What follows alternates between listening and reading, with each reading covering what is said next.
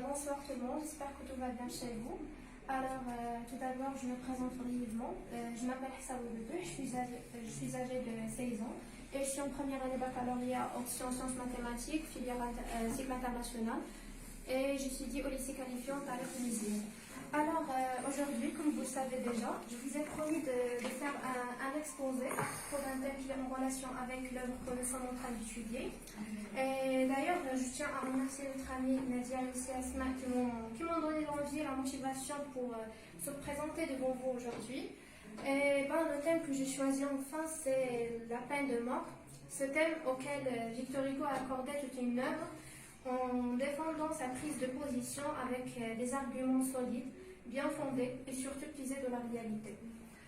Le dernier jour d'un condamné est un roman à thèse, écrit d'une main de maître par Victor Hugo et publié en 1828, sous la forme d'un journal à la première personne, à visée argumentative contre la peine capitale. Victor Hugo se bat cette fois-ci dans ce roman-là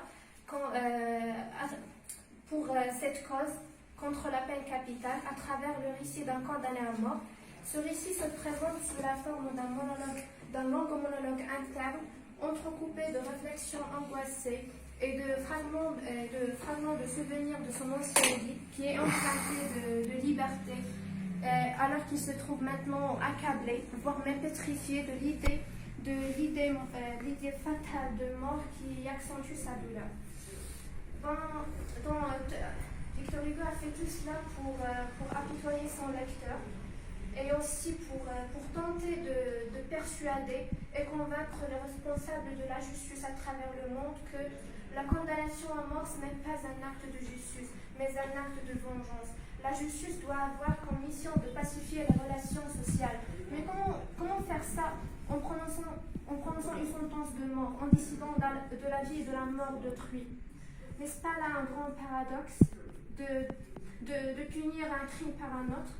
Pour Victor Hugo, la condamnation à mort est un acte cruel, car ils infligent aux condamnés une double torture.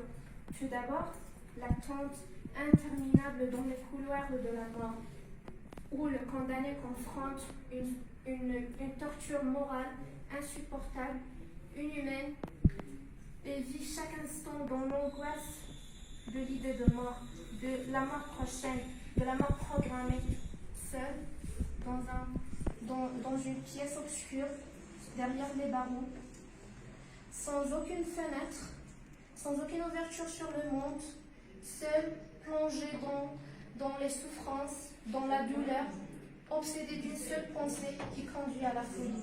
Et ensuite, il y a l'horreur de l'acte d'exécution même. Ce même condamné, si on lui donne une deuxième chance, la possibilité, une seconde chance, si ce n'est pas certain, il peut se repentir et se reconstruire et devenir un homme meilleur.